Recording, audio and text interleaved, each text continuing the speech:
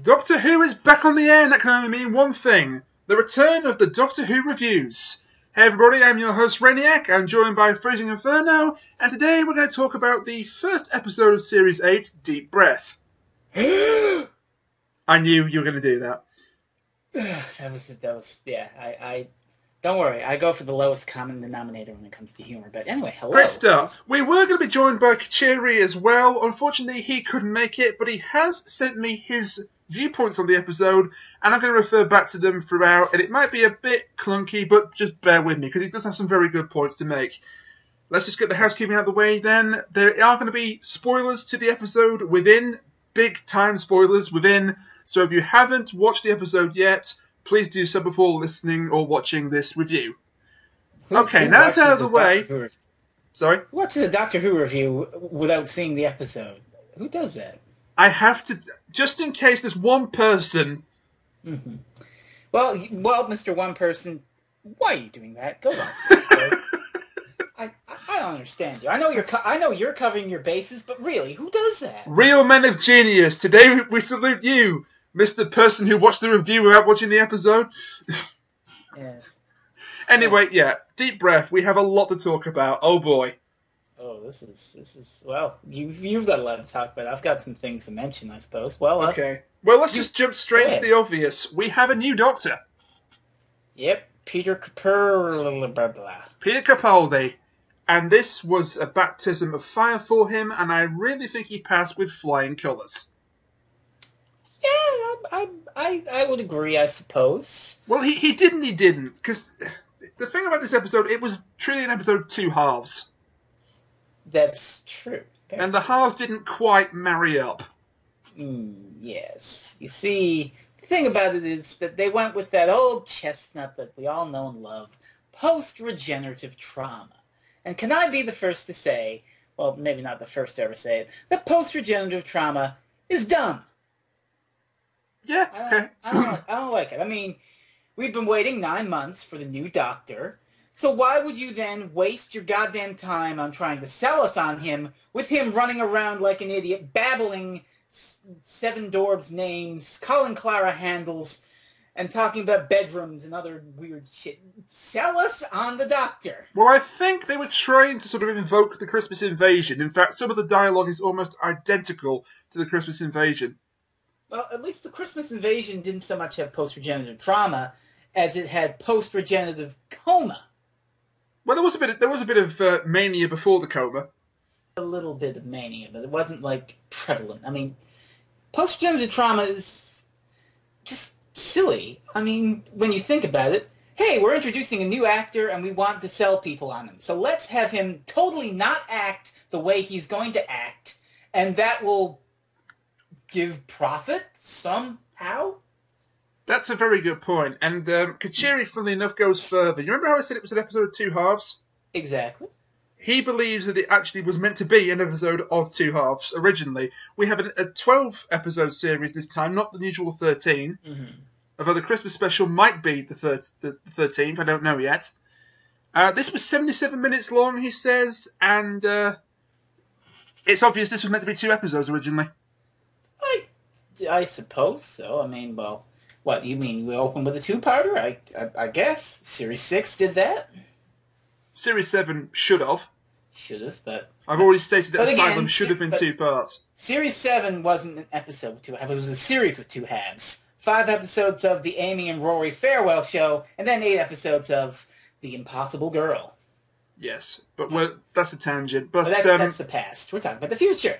His argument is that it really did feel like 2 episodes in one, and not in the good way, because the first half was more like focusing on the Paternoster gang. Mm-hmm. And he says that he likes them as characters, and we'll talk a bit more about the gang later on in depth, but it was a bad idea to showcase them in a regeneration episode. Well, I don't know if it's a bad idea. Well, the new Doctor should be the focus.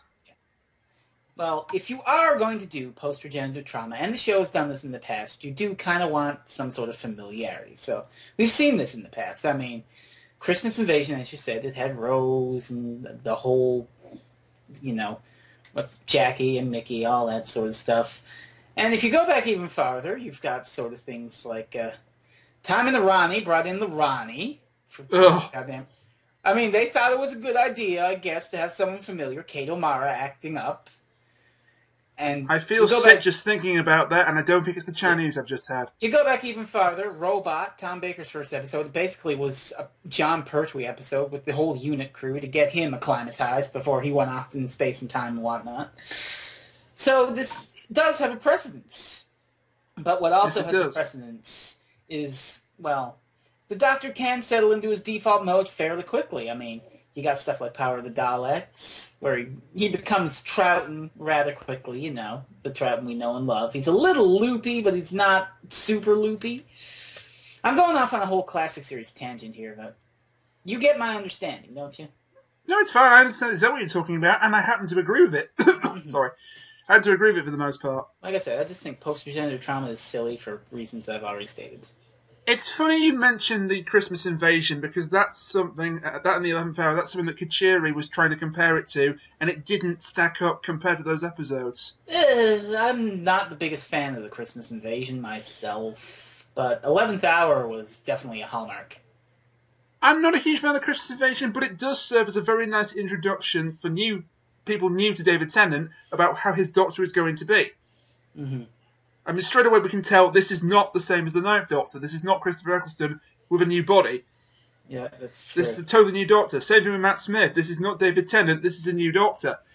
With Peter Capaldi, I didn't see that until halfway through the episode. It felt too much like he was still trying to be Matt Smith, but with a different face. I don't know if I got that vibe. I'm not really sure what he was trying to do.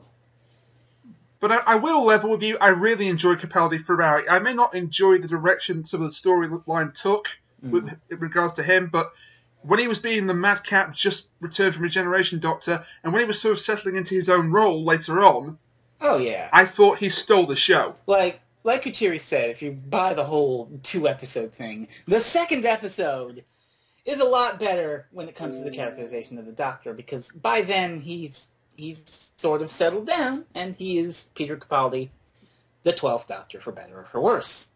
Yes. Oh, and Windows sounds like it's very angry about you saying that. Very angry indeed. Damn it, Windows. Yeah. But no, I really did enjoy Capaldi's acting. I mean, there were certain scenes that really showcased his abilities as an actor. I mean, we all knew, didn't we? Or you didn't, because you weren't... Sorry. Yeah. You weren't familiar with Peter Capaldi as an actor, but I was. I've in the years since he's been announced, I've seen plenty of Malcolm Tucker / Doctor Who crossover videos. Everyone that knew who Peter Capaldi was and had seen him at was very excited, me amongst them, that he was going to be the Doctor, because we were almost guaranteed a new character of the Doctor. And we needed it. This is not an anti-Matt Smith rant, by the way, but we needed a breath of fresh air. Well, it still sort of remains to be seen whether we've got it or not, but we'll see. Well, I think we probably have, but we'll have to touch on that scene at the end. Ugh. Oh, yes. But we can do that later. So little touches I noticed. The Cloister Bell got an appearance. Oh, yeah, Cloister Bell. Briefly when he fainted. I don't know why. The Cloister Bell is supposed to signify universe-ending catastrophe. Oh no! The Doctor's. Well, you say that. We actually had a conversation / argument with Kuchiri about this back at the time of the Doctor, and he said it's not, strictly speaking, that it's whenever the Doctor is in danger. Oh, I don't rightly know, but it doesn't. Also, I'm just going to say this right away: the sound effect they used when Vastrin knocked him out completely caught me off guard. That's a little silly, but. And again, Doctor Who is kind of goddamn silly. It was so cartoony. It was like it was very project perfect sleep into my mind. I'll be gentle. Zonk. It was a literal cartoon zonk, but and out like a light. I don't know why it's in an episode with this, but okay, it happened. I laughed, and yet then realised, why was I laughing? It wasn't that funny. It's a silly thing that catches you off guard. Okay, we've already spent too much time talking about it. Yeah. But no, I think Capaldi had a really strong episode, and one scene in particular we're going to cover at the end because it's brilliant. Oh, yes. It is brilliant. But moving on to Clara then, the companion. Oh. Clara is a companion I've noticed has got a lot of flack over the internet as of late. Yeah, I mean... People saying she's boring, people saying she can't act. Well, I wouldn't go that far, but she is... Keyboard warriors, basically. Oh, Jesus. Well, she's not exactly my favorite companion. She didn't really have that much uniqueness, let's say, to her. Other than Impossible Girl, ooh, mystery, ooh, important. I hear you, and yet it seems that Moffat's going out of his way to make Clara the most important companion of the modern series. Oh, for kids, ugh. Well, she single-handedly saved the Doctor's timeline. Yep. And then she single-handedly helped save the Time Lords by convincing Matt Smith's Doctor to not blow up Gallifrey. Mm-hmm. And then she managed to convince the Time Lords to save Matt Smith in return. So, oh boy. In universe, she is the most important companion we've had in a long time. Yeah, well, Ace beat a Dalek to death with a baseball bat. Yes, she did, and it's amazing. But we're talking about Clara, and I felt like she did better in this episode. Apart from one or two things, I did not like the way that she was so alarmed by him changing, because she's seen all the Doctor's faces. Yeah, Kuchiri she's hung out with 3 of them at once. Kuchiri mentions this in his notes, too. It's a little ridiculous that Clara, of all people, is like, the Doctor's a completely different man, I don't know who he is anymore, oh my god, oh, do I really want to travel with him anymore, everything's changed, oh.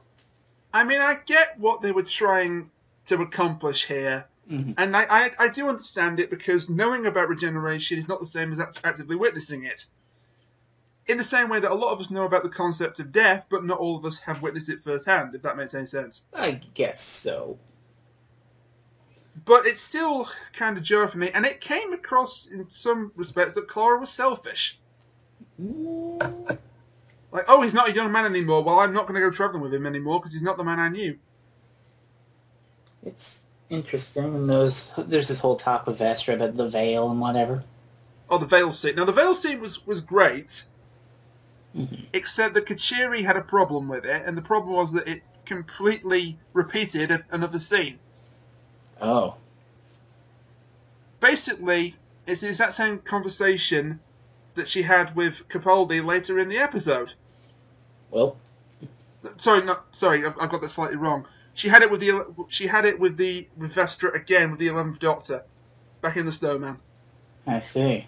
I apologise. I misread his notes a bit there. Ah, right. Well, that wasn't the same Clara though. Well, it wasn't, but yes. I mean, I did like the veil scene a lot, and I thought that the idea that the veil was not masking her from the world, she was wearing it as a judgment on how the world chose to see her. That was a nice idea. It's interesting. And it drew a comparison between the Doctor and Vestra. They both hide their true selves away. He changes his face to look acceptable. She hides herself with a veil. But it's not them. And also, she says, when did you take off the veil? When you stopped seeing it? That I don't understand, but okay. Well, Vestra was judging Clara. Here comes the long explanation rant. Vestra was judging Clara. Clara reacted badly to it. She sort of said, how dare you judge me? And hadn't even realised that Vestra, when she stood up, had taken off the veil. I see. So she saw the person beyond the veil, not just the woman in the veil, if that makes any sense. It doesn't, but go on. And so, welcome to the world of Doctor Who. Welcome to the world of Stephen Moffat stuff. It doesn't, but let's move on. She did have one scene where she was absolutely fantastic, though, and that was when the Doctor had abandoned her, which is a little bit strange in itself. Now, can I talk about that, or do we want to Please save do. that for later? This is a review, after all. I do not know how I fucking feel about that. Oh, I said this bleep. I'm sorry. No, it's okay. It's okay. As long as you don't pepper the review with them, I think. I don't know how I effing feel about that. Because even when he was strangly-wangly coat-wearing Colin Baker, he wasn't rarely that callous. I mean, he did have a plan, you know. You could argue that it's his plan. So I'm going to hear what the crazy bad guys have to say, and I'm going to learn their entire scheme and stuff. I mean, even Sylvester McCoy, the master plotter doctor, would never endanger Ace like that, say. Just leave her to goddamn die and fend for herself. He always had a plan, but it didn't come at the cost of her safety. No. I mean, you could probably argue that he had a plan. He's the doctor, old, 2,000 years. He knows more than some idiot on the internet, but I don't know. Made that 2 idiots on the internet, but yeah. I really don't know, and I do hope that that sort of thing doesn't happen. I mean, man who never would know, blah, blah, blah. I don't see the doctor being cowardly like that. That's not the doctor for me. As it was later explained, he wasn't being cowardly. He was trying to catch the droids off guard. Well, he doesn't even really apologize to Clara and explain that. He basically says... It wasn't really explained too well in the episode, which, again, goes to Moffat's problem with script writing. He doesn't explain enough. If he had apologized and explained it to her, that might have worked. But he just went, Yes. I'm sorry. No, I'm not sorry. I'm all for a darker doctor. Not at the cost. I'm all for a doctor who does the things that need to be done, but he's still got to be the safety for the companion. Exactly. I mean, he's still got to provide for the companion. There's a scene in The Twin Dilemma, which is Colin Baker's first episode, and an absolute disaster, where some slugmen corner them, and he gets on his knees. He's like, "Oh no! Don't kill me! Don't kill me! It was all her fault! It was all her fault!" And again, though, he was sort of coming to terms with his regeneration. Exactly. So, if we can write this off as post-regenerative bullshit, except it's in the second half of the episode, so I don't know. I really don't know. I don't know how I feel about that. Some people have been able to write it off. I have mixed feelings, a couple of reservations about it, but it's the only real sore point for me when it comes to the Doctor, the new Doctor. Yeah. No, that's fair. But as I say, I love the interrogation scene between her and the. Can I talk about Clara a little more while we're at it? Yeah, sure. Okay, like we said, she was kind of bland in Series 7, Part 2, let's say. I mean, that's not really a knock against Jenna Coleman, just the way the character was written. She was kind of an every lady, just adapted to her surroundings. Fucking Karis up in this thing. That was a very obscure reference, but here. It went completely over my head, but please continue. Here she's kind of feisty. She's got a little piss and vinegar in her veins. She has that. Yeah. It almost reminds me of, I'm going to go back to it, Perry and the Sixth Doctor. But Perry and the Sixth Doctor in season 23, when they actually kind of got along, instead of previous where they were like bickering idiots. And the show wasn't very good. I'm going to make a slight request. Can we please not keep referring or keep comparing Peter Capaldi to Colin Baker? I can't. Let's not doom the man before he started. I can't help. Colin Baker is a good doctor. He was just a good doctor in some really shitty stories. He was a good doctor let down by terrible plots. Okay. And I hope to God this cycle doesn't repeat itself. It's okay. You don't have to keep apologising every time that you swear, dude. As I say, just keep it to a minimum or to a low. I just emphasize things a lot. But okay, make some more points, please. What else did you? Yes, well, as I say, it was kind of 50-50 for Clara. She had points where she was brilliant, and she had points where she was not. That vision she had, I'm not quite sure what went on there. But somebody later told me that she was drawing strength from her past. What vision? The school. Oh, that. Okay. Go on then, do it. Oh, yeah. Maybe that vision will be revisited later in the series, but all I got from it was that she's drawing into her past to give her the strength to resist the questioning from the half-faced man. Or oxygen deprivation's fucking with her head. That too, because that's apparently what happens when you have oxygen deprivation. You sort of see coloured lines and you sort of start hallucinating your past. That's some artistic decision work from the director to have the weird colours. It's artistic license, but it sort of worked. And I did like the fact that she was completely prepared to stand up to the half-faced man, even though she was crying. Oh yeah, that was, again, feisty, you know? She was crying out of fear, but she wasn't being a coward. She was being brave. I'm not gonna wimp out to you. So yeah, I still think that Jenna's acting outweighs Clara's characterization, but the gap's starting to decrease. You keep that feisty companion, and you might have something. You might have something good. And now that we've got the Doctor actually with his core personality established, it's going to be very interesting. Oh yes, but okay. Very interesting. All right. We've got the Paternoster again to consider, but before we do that, I'm just going to point out one of the things I did not like. Okay. The T-Rex. It was a good-looking CGI visually. It was good-looking CGI. It beat the hell out of Dinosaurs on a Spaceship. As much as I love Dinosaurs on a Spaceship just for being fun, yeah, okay, I'll give you that. Anything that episode had to offer in terms of CGI, this one T-Rex blew out of the water, but it didn't really serve a purpose. You know what else it blew out of the water? The BBC's budget. That was good. I'll let you keep that. That's good. The dinosaur, it was a good opening visual, and I suppose it was an interesting way to reintroduce the TARDIS, and I'm sure people will be commenting on that, but for really complicated CGI, it didn't add anything to the actual plot. No. Well... It shows up, it vomits up the TARDIS, and then it gets set on fire, the end. Well, it was the impetus for the spaceship to be flying at the end, what with the optic nerve and all that, but... Yeah, but you could have easily included that another way. That's true. I suppose. That was one thing I didn't like about it. Let's get all the bugbears out of the way. I didn't entirely like the way that the droids were portrayed as a threat. Okay, half-faced man can set things on fire. Goody. So show us, don't tell us. Mm-hmm. Well, Alright, so we saw him confront Alf, whoever the hell Alf was, and say, I accept your gift of eyes. Which, by the way, was really creepy. He ripped a man's eyes out in the middle of the street, and nobody noticed. But yes. And nobody batted an eyelid. It was like, oh, that's something you see every day. Hey, Governor, look at that big T-Rex. Is somebody screaming? Probably at the T-Rex. That man appears to be on fire. Maybe we should go check it out now. He can go find himself a bucket of water, Governor.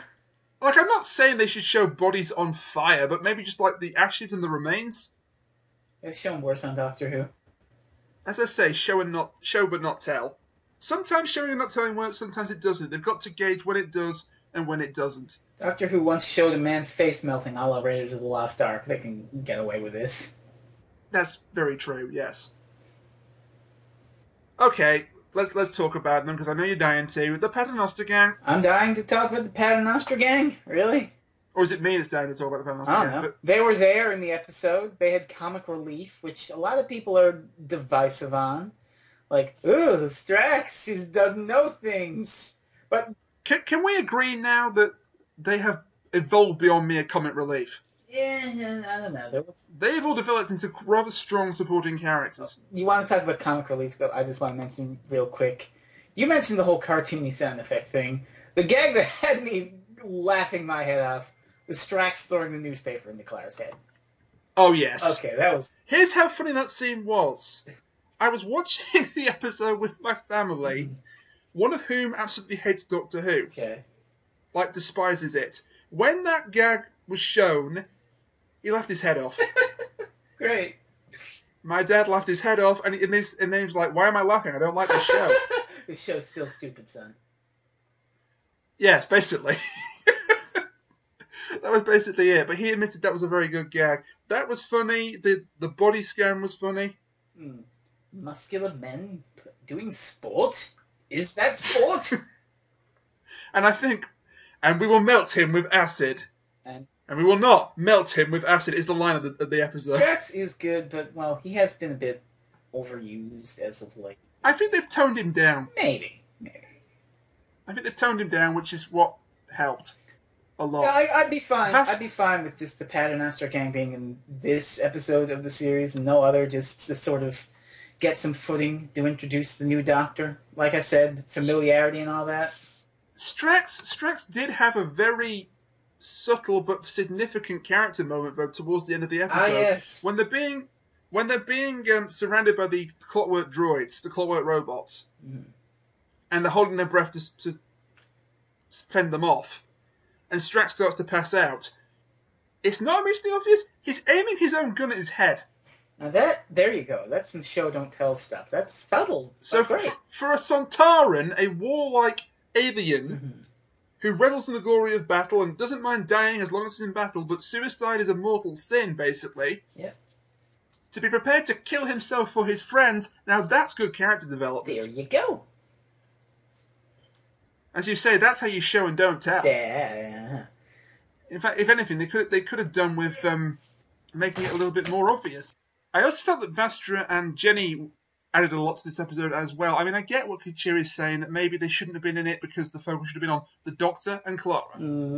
Okay. At the same time, I can't help but feel if they hadn't been in it, then this episode would have been even less well regarded. There was a bit of complaint online about how they keep shoehorning, "Oh, we're married, love!" and all that. See, I don't have a problem with that. I don't have a problem with it either, but some people have a problem with it. It goes into their characters. It goes into that. There was a strange moment in the first 30 minutes, and again, this supports the theory that it was 2 episodes. There seemed to be a bit of tension between Vastra and Jenny. Maybe. And it didn't really go anywhere. Unless the payoff was the scene where she was posing for a picture, and actually she was getting close again, which again was quite a good scene. Oh, yes. That was quite funny. I don't know, I saw it coming a mile away, but it was quite funny. Just like you were talking about how Strax is great character development for the Sontarans, Vastra is a great bit of character development for the Silurians. I mean, going back to Classic Who, they only really had a couple of appearances, and I've been watching a couple of them lately, and their appearances basically amount to, "The Earth is ours, we're taking it back, kill all the humans." Oh, absolutely. So, and I did not like the Silurians, how they were portrayed back in Series 5. Which was exactly the same as I just said. The Earth is ours, we want it back. But Vastra has actually made me warm back up to them. There you go. Vastra is... Because she's developed beyond the Earth is ours and we want it back. Yeah. She's turned into a hero. There you go. That's great. An unconventional hero, but a hero nonetheless. And Kuchiri thinks this could be a backdoor pilot. For a spin-off. I don't know if a full series of the Paternoster Gang. We need it. Even if it's an internet thing, we need it. Well, we'll see. If nothing else, it's going to stop people saying, "Oh, they're too saturated in the series," if they've got their own. I suppose. That works. Give them their own little I certainly have no problem with them coming back now and again. Yeah. I mean, the Crimson Horror, yes. The Crimson Horror. They were in that. It was one of the best episodes of that series. That was yes, I agree. The Name of the Doctor, that was one of the best episodes of that series. They were in it. So they do, and the Snowman, need I say any more? So they do add to the series. I know they have their detractors, but I'm not among them. I will just point out a factual thing as well. You know they all have their own gadgets for this episode? Yep. They were all designed by kids. Is this some Blue Peter thing? This is a Blue Peter thing, yeah. I see. Jenny's Sonic Gauntlet, Vastra's Sonic Hat Pin, which she used to close the coach, and locked it like a car. And Strax's medical dealie.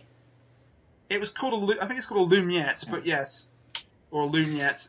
The medical dealie is fine. They're all designed by kids. Similar to how the junk TARDIS was in Doctor's Who. And the Absorbalov! Oh. I wasn't going to mention that, but yes. Yeah. Speaking of fan-made, or at least fan-inspired, the title sequence, my God. It's interesting. That looks incredible. I'll give it that. I like it. It's okay. And it actually was inspired or even remade by a fan on YouTube. I just want to say one thing about the title sequence. I mean, this one's great and all, but Moffat, you do know that for most Doctor Who, they kept their title sequences pretty consistent. It does cost an awful lot of money to change the title sequence like 5 times for a Doctor's era, doesn't it? I don't mind them bringing it in just for Capaldi's era, but with Matt Smith, we got 3 iterations. You got a ridiculous amount of iterations and varieties on that. It was kind of silly. It was kind of silly. This one, thankfully, looks incredible. The theme, I can live with it. It's a bit too high pitched for my liking. It'll be okay. We'll get used to it. I'm sure I'll get used to it, but I just got used to the previous version, so maybe not. So, are we going to talk about the end of this episode, or is there anything else we need to bring up? Well, how about the half-faced man? Okay, half-faced man. Creepy. What do you think of him as a villain? Creepy. Interesting. Again, the whole robots, And noted Doctor Who blogger Phil Sandifer has pointed out that Moffat does like monsters that rely on rules. Like the Weeping Angels, the rules are, if you're looking at them, they can't get you. But you can't look at them forever because as a person, you need to blink, and that's when they can get you, and that's what makes them scary, right? You follow me, right? I do. So it's the same thing with the clockwork robots. If you hold your breath and pretend to be a robot, they can't get you, but you're a human and you can't hold your breath forever, so it adds a bit of tension to the thing. Where, oh, I can't hold my breath forever, eventually I have to breathe, and that's when they get you. Now, that doesn't... I'll be honest, I never expected them to bring back the clockwork droids.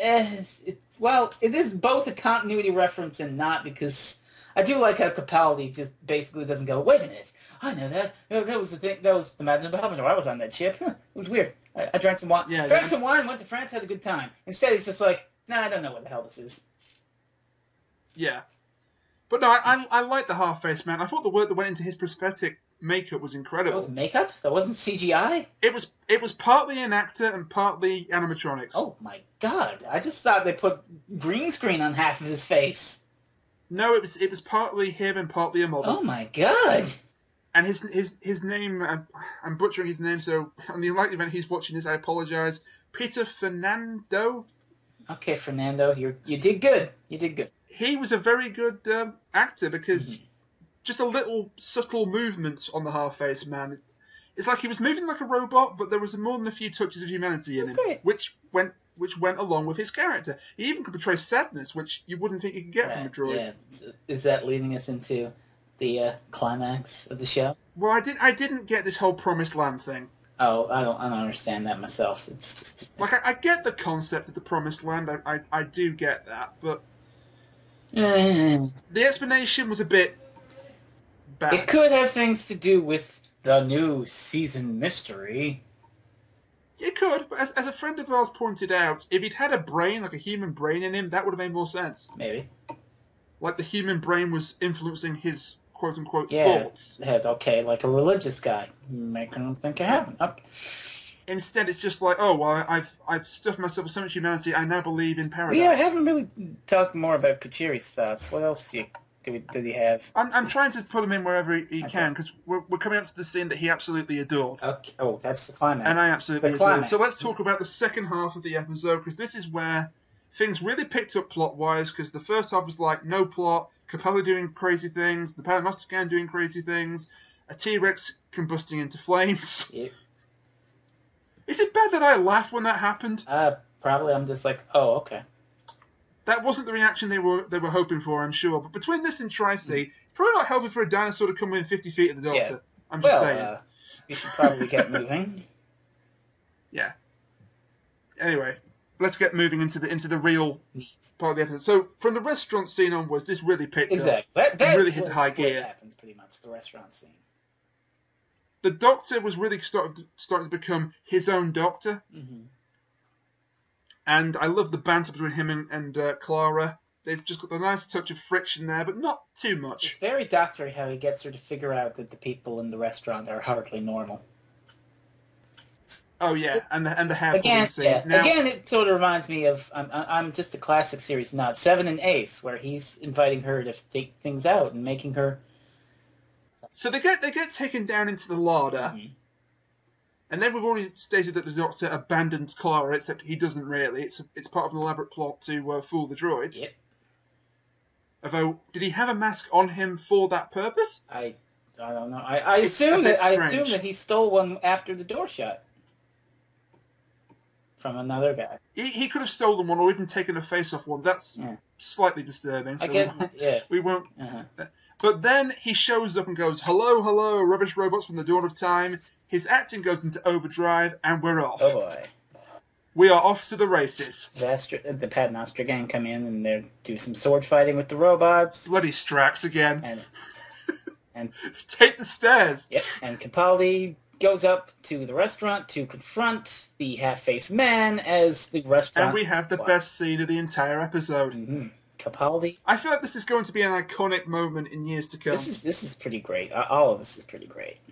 We're going to look back on this and think this was the moment that Peter Capaldi arrived in Doctor Who.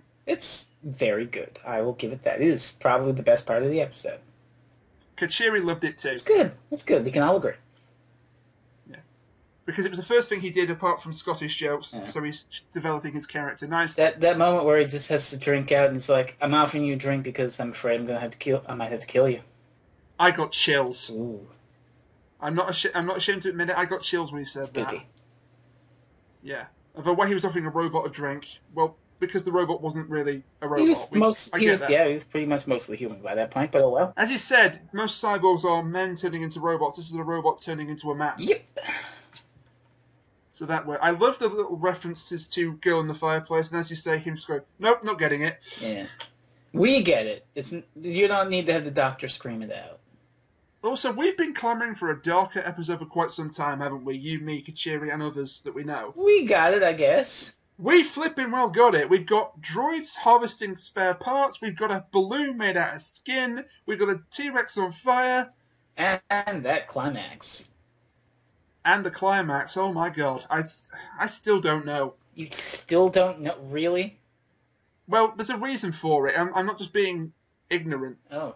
Well, okay. We should explain what the climax is. And like. Oh, yeah. Well, if they've seen it, they need to see it again. I watched this about 5 times in a row. It's so great. Mm-hmm. It's basically they're talking, and then the Doctor says to the half-faced man, what do you think of the view? Mm-hmm.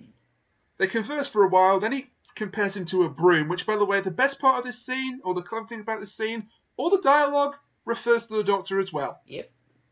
He's a broom too.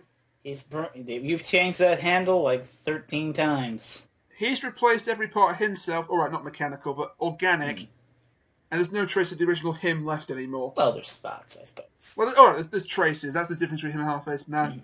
He's basically trying to convince the robot to jump out of the window and save his friends below, who are being trapped by 20 or 30 clockwork droids, because he's the control node. Mm-hmm. He's the central control, and if he dies, they all die. Then, which is a bit of a design flaw, but there you go. Well, later we see exactly that. Oh my! The half-faced man impaled. Well, first they fight, don't they? And that fantastic line. That's a fantastic exchange of dialogue. Self-destruction is against my basic program, and murder is against mine. One of us is lying. But one of them is lying. Which one is lying? The Doctor, obviously.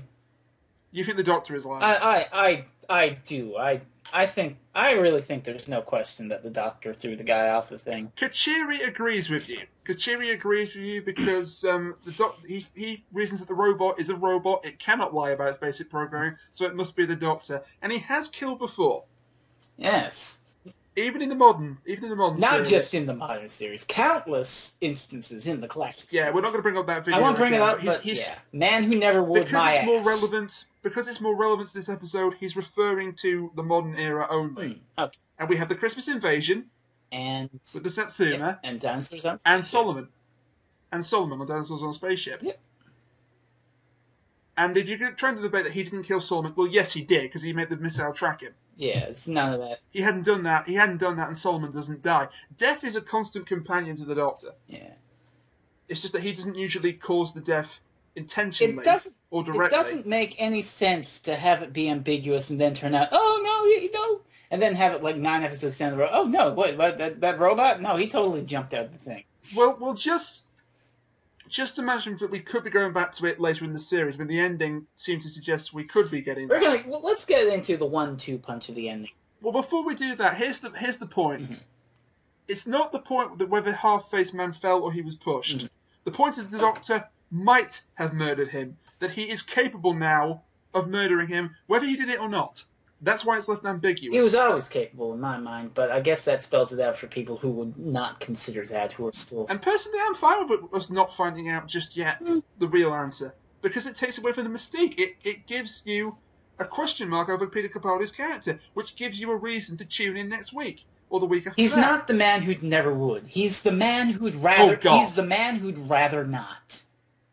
That's a brilliant... Yes. How's that? And one more thing on the death of half-faced man. That shot when the top hat falls past Big Ben. Beautiful.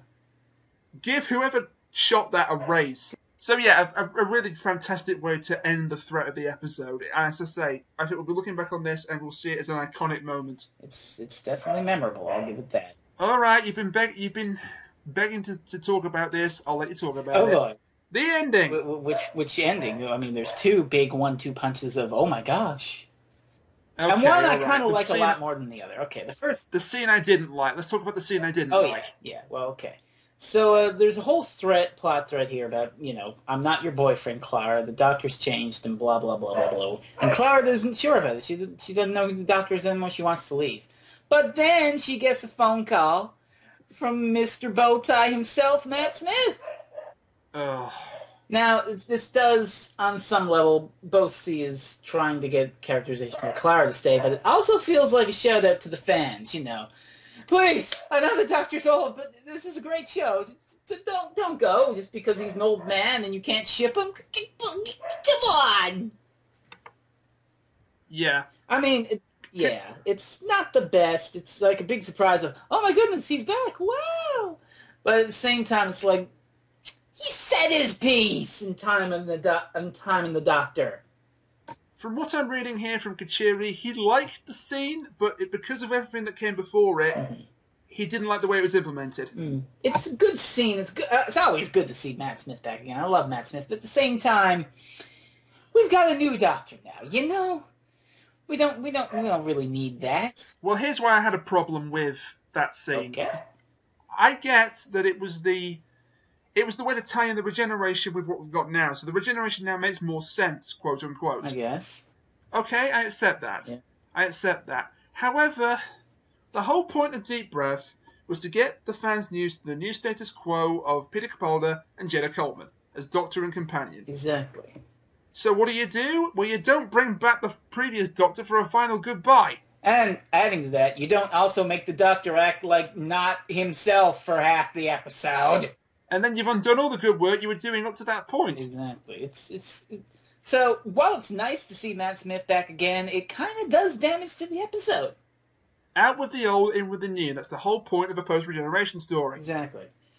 And this is not me being an anti-Matt Smith person again. I like Matt Smith. I think he had great moments as the Doctor, but it was time for a change. Noted Doctor Who blogger Phil Sandifer has said, every new era of Doctor Who is because the previous era of Doctor Who was cancelled. You don't get to bring your favorites back unless it's an anniversary or something.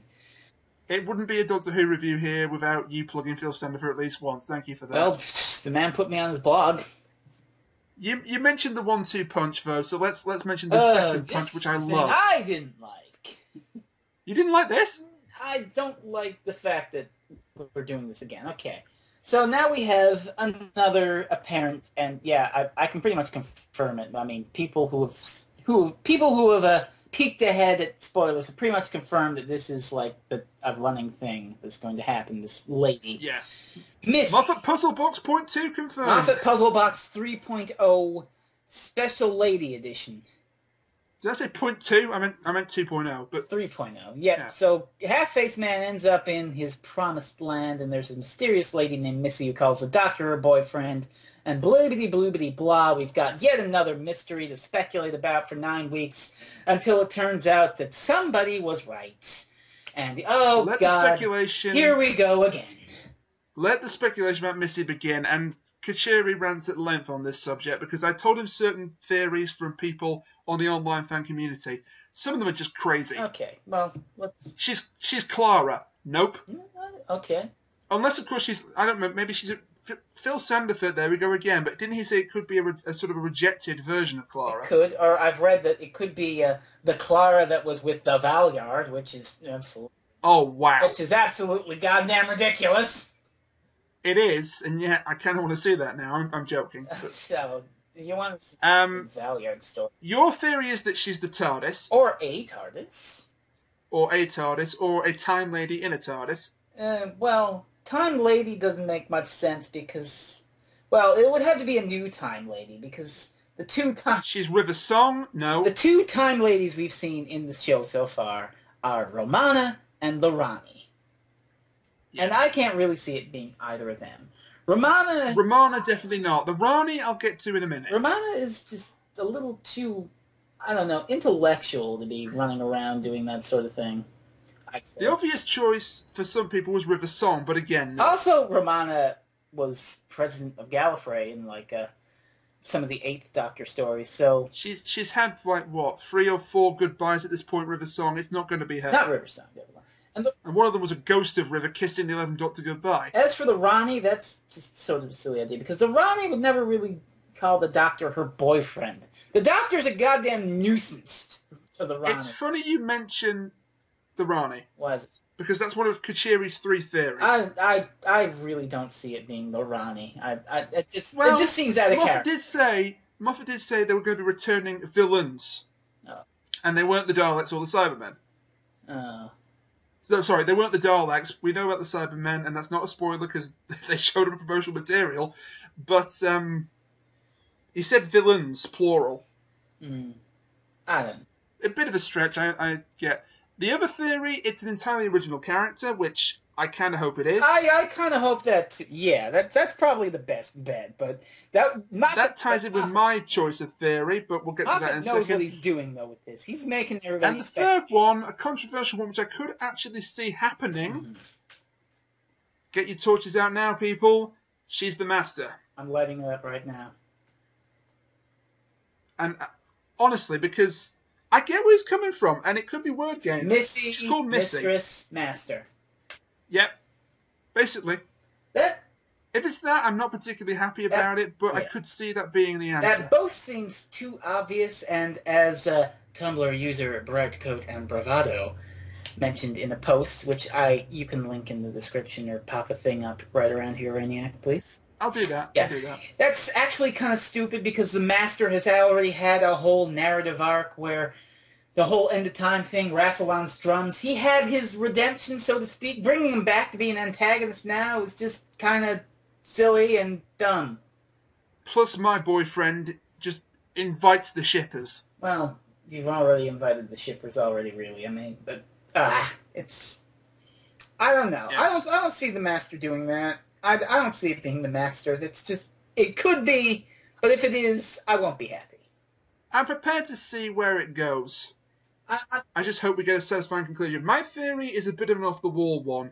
I think my boyfriend is obviously a red herring, in the same way that the Doctor's wife was not the Doctor's wife, it was the TARDIS. And the name of the Doctor wasn't really the name of the Doctor. Yeah, so my theory is he's playing tricks with us again, and this Missy person is something to do with death. Oh, that's another one that Brightcoat and Bravado mentioned. He doesn't want it. He said that's a possible theory, but he also thinks that's kind of dumb, too, because... adding gods, personifications of death. I'm not saying she is death itself. No. She's something to do with death. Maybe not. Well, and that explains why she was able to greet the half-faced man in what she calls heaven. I'm guessing that isn't heaven. I don't know. I had the idea... I'm guessing she's playing people. I had the idea that it was a TARDIS because the fountain in the center of the garden, whatever, does kind of look like a TARDIS console. That's not a bad theory. But I think we're just going to have to wait and see who this Missy person is. I'm going to hope for an original character, because that would be the best bet. All this speculation about, she's got to be a returning villain is really kind of silly, and it just stirs up all sorts of hype, which is what Moffat wants. So I guess he's doing his job there in building up interest for the series, but at the same time, here we go again with the frickin' puzzle box.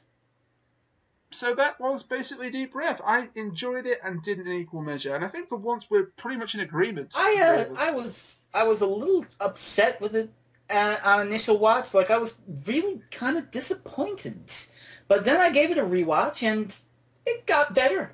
So it improved. I was the opposite. I loved it on the first watch and didn't like it so much on the second. But there you go. Well, we each came to about the same conclusion. I mean, Deep Breath is okay.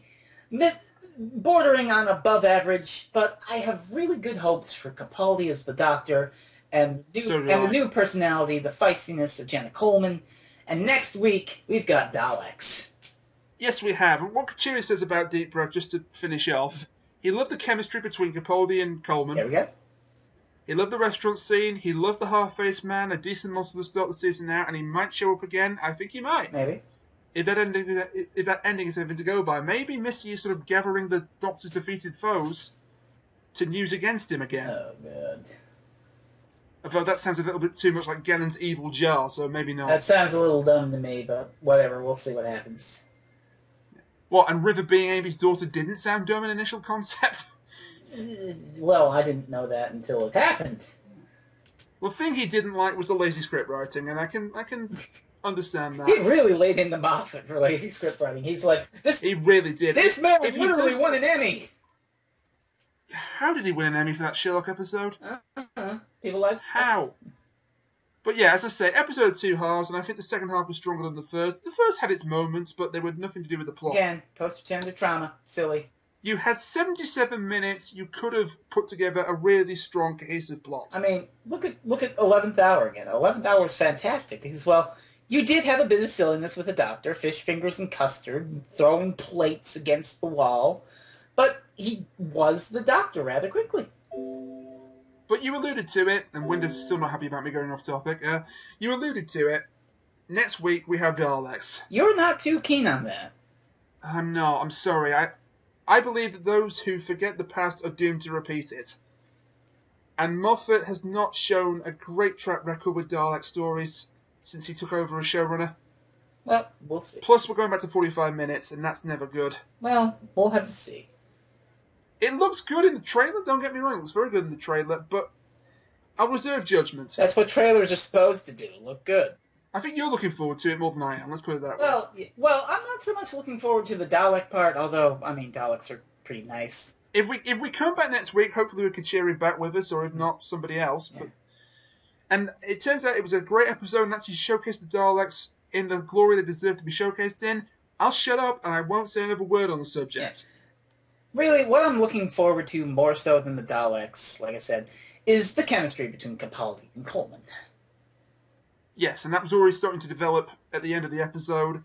Hopefully it will develop even further in this episode. And I'm looking forward to it, but I'm also kind of dreading it, so we'll just have to wait and see. Anyway, I'd like to thank FreezingInferno for joining me for this review. Where can they find you on the internet? Twitter and Blogsphere and all those other neat places. Okay, I'll put up the links to where you can find him. Also, you're doing a thing for Boss Dungeon, I believe. I should be by the time this goes up. If that is up, then I will put it. You will put it there. You're doing some solo reviews, text reviews of the episode, so that's going to be a nice. Nothing near as in depth as this yammering. No, we've got the video review and then we've got the text review, so you've got like both sides of it. Mm-hmm. I like that. Kuchiri is sorry he couldn't make it. We tried quite a few times, didn't we, to link up, but also while we're plugging stuff, go check out noted Doctor Who blogger Phil Sandifer's TARDIS Hereditary. I love the way you say that. Mm-hmm. Noted Doctor Who blogger Phil Sandifer. But yeah, I think that's going to do it for this review. So thank you for listening to Deep Breath, and join us next week and whichever lineup of people that we have to discuss Into the Dalek. Until then, I've been Rainiac, he's been FreezingInferno. Yes, I have. Good night. Bye!